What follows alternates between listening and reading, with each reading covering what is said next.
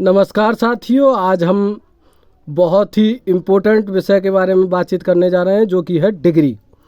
हमारे intermediate classes में degree का बहुत ही बड़ा महत्व है। जब हम एक तो उसमें ट्रांसफॉर्मेशन में इसका इस्तेमाल करते हैं, यानी कि पॉजिटिव से कंपैरेटिव, कंपैरेटिव से सुपरलेटिव या सुपरलेटिव से पॉजिटिव बनाने में इसका इस्तेमाल करते हैं। यदि हम इनका इस्तेमाल हिंदी में जानते हैं तभी हम इंग्लिश टू इंग्लिश चेंज कर सकते हैं और क्या शब्द इसमें यूज होते हैं, पॉजिटिव में क्या शब्द यूज होते हैं, कंपैरेटिव में क्या शब्द यूज होते हैं और सुपरलेटिव में क्या शब्द यूज होते हैं, इसके बारे में मैं एक एक करके आपको बताऊंगा। और ध्यान से सुनते रहे तो आपको हिंदी वाक्य भी बनाने आ जाएंगे। और पॉजिटिव डिग्री में क्या शब्द लगा होता है, क्या पहचान देख करके हम पहचान करेंगे कि पॉजिटिव का है, कंपैरेटिव का है या सुपरलेटिव का है। ये सारी चीज़ें आज जो है आप सीख जाएंगे। तो हमारी डिग्रियाँ 3 होती हैं, एक तो पॉजिटिव डिग्री होती है, कंपैरेटिव डिग्री होती है और सुपरलेटिव डिग्री होती है। तो आज हम एक एक करके जो है सभी का जो है बारे में मैं विस्तार से बताऊंगा और वाक्य भी बताऊंगा, तो ध्यान से सुने। तो अब हम बात करने जा रहे हैं पॉजिटिव डिग्री। ध्यान से सुने और आपको बड़ा ही मज़ा आएगा और आपको ऐसा लगेगा कि आज हम पॉजिटिव डिग्री के बारे में कुछ विशेष सीखे हैं। तो ध्यान से सुने।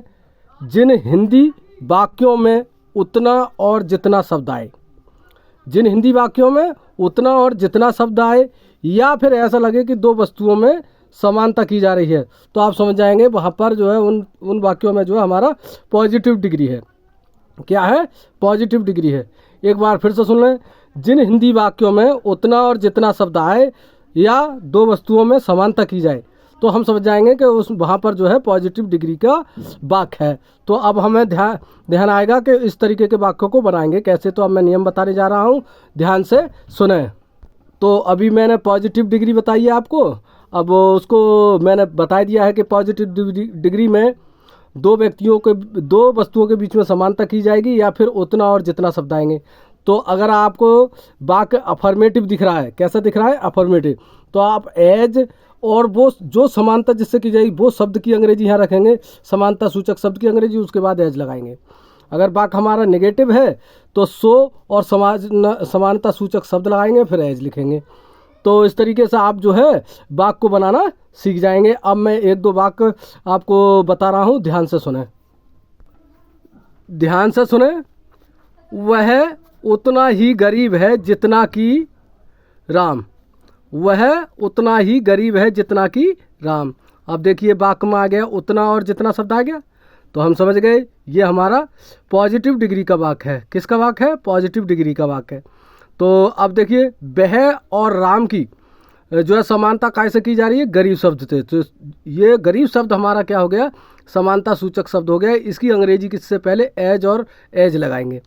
तो वह की अंग्रेजी ही, और है तो इज लगा देंगे, ही इज। अब क्या है? गरीब, तो एज हमने बताया शुरू में, समानता सूचक शब्द एज लगाएंगे और जिससे भी की जाएगी वो लगा देंगे। तो he is as poor as Ram, वाक्य बन गया। हिंदी कितनी बड़ी दिखाई दे रही है और इंग्लिश में जरा सा हो गया। तो अगर आप ध्यान से सुनते हैं तो और भी मैं वाक्य आपको बताने जा रहा हूँ कैसे बने। वह उतना ही ईमानदार है जितना मैं।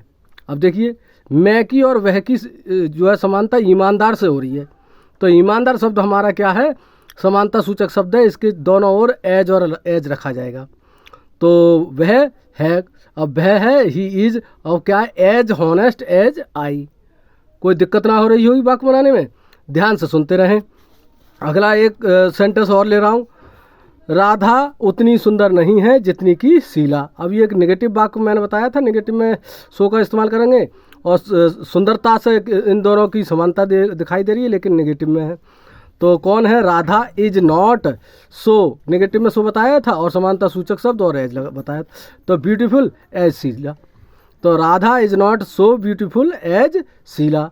अगर आपको मेरी वीडियो पसंद आ रही है तो लाइक करें, कमेंट करें, मेरे चैनल को सब्सक्राइब करें। Thank you for watching my video.